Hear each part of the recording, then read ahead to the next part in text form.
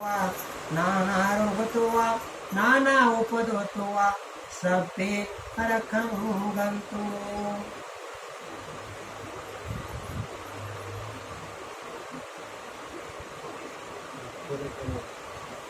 सभ्ये अरखं गंतो।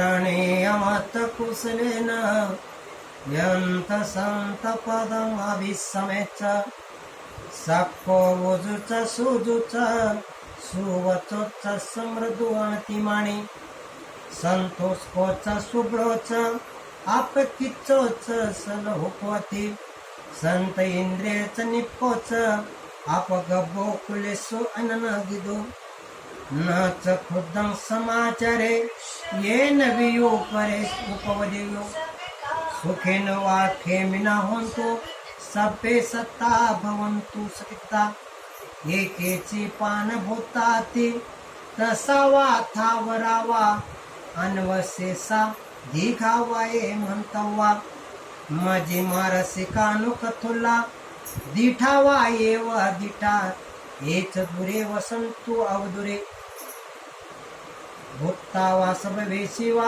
सभ्ये सत्ता भवन्तु सुखिता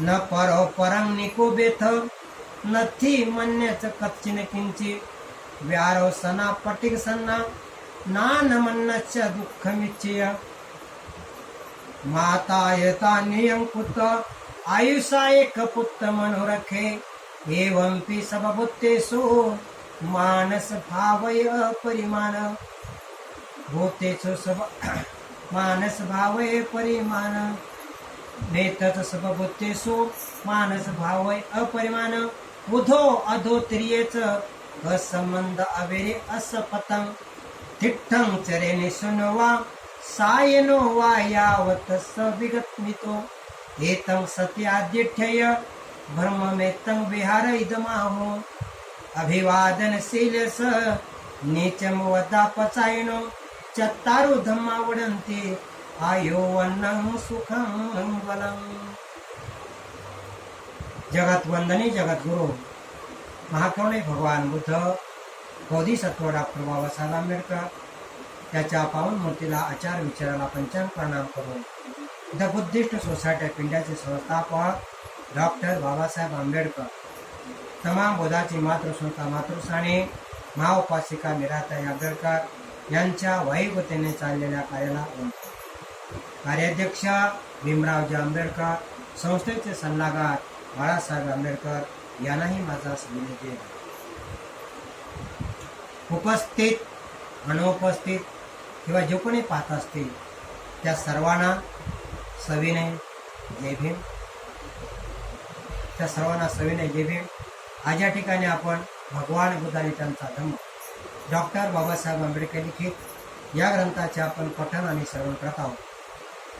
तेव्हा नियमितप्रमाणे हा भाग यूट्यूबवरती देण्यात येत आहे, तेव्हा कृपया वर्षावास ग्रंथ वाचन टाईप करून हा भाग पाठवा किंवा नियमितप्रमाणे सबस्क्राईब करून हा भाग नेहमी पाहू शकता।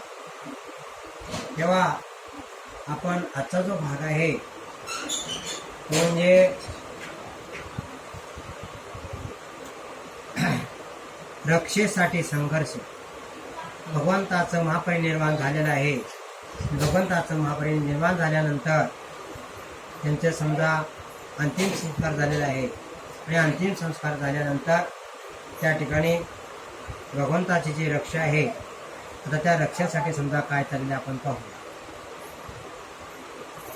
तथागताच्या देहाला अग्नीने भस्मसात केल्यानंतर कुशीनाराच्या मल्लाने रक्षा व अस्थी गोळ्या केल्या व सभागृहात नेऊन भाले व मनुष्याच्या त्याच्या भोवती कडेकूट असा पारा केला।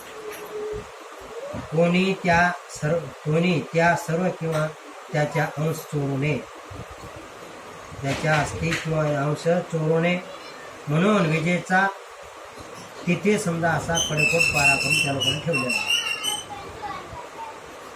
आता भगवंताच्या समजा चित्तेला संस्कार अद्भुत दहन के म्हणजे अग्निसंस्कार दिलेला आहे। आणि ते समजा काही काळानंतर समजा जळून ते भस्मसात झालेले आहे, तेव्हा तेथील मल्ल लोकांनी काय केले की भगवंताच्या सर्व आस्थेवर समजा जे अंश आहेत संपूर्ण नेऊन कुठे ठेवले, त्यांच्या गाभाऱ्यात नेऊन ठेवलेले आहेत की या अस्थी समजा कोणीही चोरून नेऊ नये म्हणून समजा त्याच्या भोवत्याने कडक पारा ठेवला. त्याच्या भोवती समजा कडक असा पारा ठेवलेला आहे की कोणी अस्थी चोरून नेऊ नये म्हणून.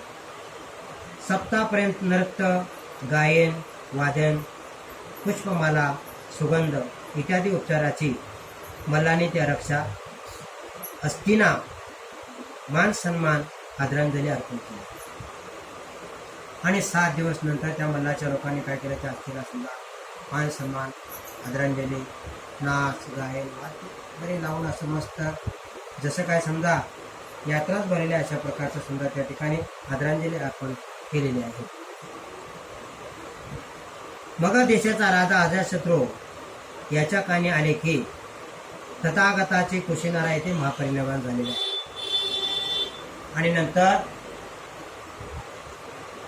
अजातशत्रूला माहीत पडलेलं आहे की कुशीनाराला भगवंताचं महापरिनिर्वाण झालेलं आहे. तेव्हा त्याने मल्लाकडे दूत पाठवलं आणि तथागताच्या वंशाचा थोडा अंश मिळावा म्हणून त्याने विनंती केली. आणि अजातशत्रूनं राजा बिंबिसाराचा मुलगा अजातशत्रू त्याने त्या मल्लाकडे पाठवलेला आहे की तथागताच्या समजा जी रक्षा आहे त्या रक्षेचा अंश थोडा मला द्यावा अशी विनंती त्याने त्या दूताकडे समजा केलेली आहे. दूताला पाठवून देऊन अशा प्रकारची विनंती केलेली आहे मल्लाकडे. याचप्रमाणे वैशालीच्या लिच्छवीकडून, कपिलवस्तीच्या शक्याकडून आणि कप्प्याच्या वल्लियाकडून आणि रामगामच्या कोलियाकडून आणि पावाच्या मल्लाकडूनही दूत आले. आता असे ठिकठिकाणावर काय केलं समजा त्याने आपले दूत पाठवून दिलेले आहे की भगवंताच्या थोड्या अस्थीचा अंश आम्हाला घ्या. अशा प्रकारची लोक समजा कपिलवस्तूहून आले आहेत आणि कपिलवस्तू लिच्छवी लोकांकडून, वल्लीकडून आलेले आहेत, रामगानची कोली त्याच्याकडून समजा ते आम्हाला थोडंसं अस्थीचा अंश द्यावा असं त्या लोकांनी विनंती केलेली आहे. अस्थीचा हिस्सा मागणाऱ्यात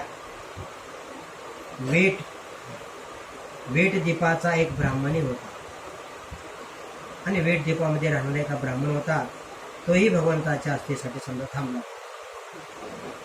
एवढ्या मागण्या आलेल्या पाहून कुशीनाराची मंडळ म्हणाले, तथागताचे परिनिर्वाण आमच्या गावात झाले आहे. तथागताच्या अवशेचा अंश आम्ही, रक्षेचा अंश आम्ही कोणालाही देणार नाही. त्याच्यावर फक्त आमचाच हक्क आहे. आणि मल्ल लोक म्हणायला लागले की भगवंताचं समजा म्हणजे भगवंताचं महापरिनिर्वाण आमच्या ह्याच्यात झालेलं आहे, तेव्हा आम्ही त्या भगवंता अस्थीचा अंश कोणालाही देणार नाही असे ते मल्ल लोक म्हणत आहेत. परिस्थिती चिघळत चाललेली पाहून द्रोण नावाचा एक ब्राह्मण मध्यस्थीसाठी पुढे आला आणि तो म्हणाला, माझे 2 शब्द ऐका. आणि परिस्थिती अतिशय चिघळत चाललेली आहे. सर्व देशाचे लोक समजा त्या ठिकाणी आलेले आहेत. भगवंताच्या अस्थीचा अंश आम्हाला थोडासा द्या अशी विनंती करत आहेत. पण मल्ल लोक हे फार भयंकर लोक होते. ते म्हणाले की भगवंताच्या अस्थीचा थोडासाही अंश आम्ही कोणालाही देणार नाही. भगवंताचं महापरिनिर्वाण आमच्या देशात झालेलं आहे, आमच्या राज्यात झालेलं आहे, तेव्हा आम्ही भगवंताच्या अस्थीचा अंश कोणालाही देणार नाही. आणि परिस्थिती चिघळत चालली. जणू काय समजा त्या ठिकाणी अस्थीसाठी युद्धच होईल का काय असं वाटत होतं. तेव्हा हा द्रोण नावाचा ब्राह्मण आहे तो मध्यस्थी झाला आणि आता तो काय म्हणत आहे बघा. द्रोण म्हणाला, ज्या तथागताने आपणा संयमाचे शिक्षण दिले त्याच नरवीराच्या अस्थीच्या हिंसासाठी संघर्ष, रक्तपात आणि युद्ध व्हावे हे अनुचित होय. आणि त्या द्रोण नावाच्या ब्राह्मणानं सांगितलं, ज्या भगवंताने आपल्याला संयमाचा मार्ग दाखवला, शांतीचा मार्ग दाखवला, त्या भगवंताच्या अस्थीसाठी आपण रक्तपात करावे, लढाई करावे, हे समजा बरं दिसत नाही, असं कोणतो द्रोण नावाचा ब्राह्मण म्हणत आहे. आपण सर्वांनी एकमताने, मित्रत्वाने आणि दिलजामाईने अस्तीचे सारखे व 8 हिस्से करण्याचे ठरवले. आणि त्याने सांगितले की आपण असे या रक्षेसाठी लढाई करण्यापेक्षा आपण काय करूया, या रक्षेचे आपण 8 हिस्से करू, असं कोणी म्हणलं. त्या द्रोण नावाच्या ब्राह्मणानं त्या लोकाला सांगितलेलं आहे. 8 हिस्से सारखे करावे असे त्याने सांगितले. आणि प्रत्येक राज्यात त्यावर स्तूप उभारावे की जेणेकरून त्या ठिकाणी समजा त्याची पूजा जनतेला करता येईल. आणि त्या ब्राह्मणाने सांगितले, जे की समजा लोक आलेले आहेत ते समजा आपण 8 हिस्से करूया आणि त्या 8 हिस्से समजा सर्वांना देऊन टाकू. आणि जेणेकरून ते लोक काय करतील, त्या भगवंताच्या आस्ती घेऊन ते रक्षा घेऊन जातील आणि त्या ठिकाणी काय करतील, स्तूप उभे करतील. आणि स्तूप उभे केल्यानंतर लोकांना काय होईल, भगवंताची समजा पूजा करण्याची संधी सर्वांना मिळेल, असं त्या द्रोण नावाच्या ब्राह्मणाने त्या जमलेल्या आणि जे लोक समजा घाई करत होते, गडबड करत होते, ती रक्षा आम्हाला पाहिजे, तेव्हा अशा प्रकारचा गोंधळ करू नका म्हणून त्यानं समजावून त्या द्रोण नावाच्या ब्राह्मणानं त्या सर्व लोकांना सांगितलेलं आहे.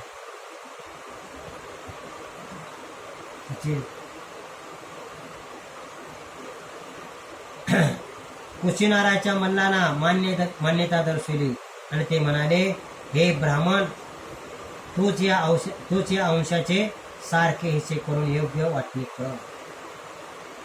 आणि त्या लोकांनी म्हणले, ठीक आहे ब्राह्मण, आणि तू म्हणतोस तरी ठीक आहे, तूच समजा या आस्थेचे 8 हिस्से कर, असं म्हणून त्या ब्राह्मणाला त्या लोकांनी पुढे केलेला आहे. ठीक आहे, द्रोणाने संमती व्यक्त केली. नंतर त्याने तथागताच्या अवशेषाचे सारखे 8 हिस्से केले. हिस्से करून झाल्यावर द्रोण म्हणाला, मला हे रक्षापात्र द्याल तर त्यावर मीही एक स्तूप बांधून काढले. आणि नंतर त्या द्रोणाने काय केले, सारखे 8 हिस्से केलेले आहेत, किंवा 8 लोक समजा तिथे जमलेले आहेत, 8 देशाचे, 8 राज्यातील लोक आलेले आहेत. त्या 8 राज्यातील लोकांचे समजा सारखे हिस्से केले आहेत रक्षेचे. आणि रक्षेचे 8 हिस्से केल्यानंतर द्रोण म्हणाला, मी हे 8 हिस्से केलेले आहेत, पण मला तुम्ही काय करा, भगवंताचं भिक्षापात्र मला द्या, असं तो म्हणत आहे. भिक्षापात्र द्याल तर त्यावर मीही समजा एक स्तूप बांधीन, असं त्यानं म्हटलेलं आहे. सर्वांनी ते पात्र त्याला देण्यास मान्यता दर्शवली आणि ते भगवंताचं भिक्षापात्र आहे, सर्वांनी त्याला देण्यास ते मान्यता दर्शवली. अशा रीतीने तथागताच्या अस्थिरक्षेची विभागणी झाली आणि संघर्ष शांततेने आणि सलोख्याने मिटला. अशा प्रकारे समजा या तथागताच्या रक्षेची काय झालेली आहे, वाटणी झालेली आहे. आणि वाटणी करून प्रत्येकाला दिलेली आहे. आणि द्रोण नावाच्या ब्राह्मणाला भगवंताचं भिक्षापात्र दिलं आणि त्याने सांगितलं की मी याच्यावरती एक सुद्धा स्तूप उभा करू शकतो, असं सांगितलं आहे. किंवा भगवंताच्या अशा प्रकारचे समजा अंतिम संस्कार, म्हणजे त्या रक्षेसाठी झालेला जो संघर्ष होता, त्या संघर्षाचा वाद अशा प्रकारे समजा मिटलेला आहे. तेव्हा आपण हे काम करूया. आजचा हा जो भाग आहे आपण इथंच थांबूया. नमो बुद्धाय, नमो धम्माय, नमो संघाय. साधू साधू.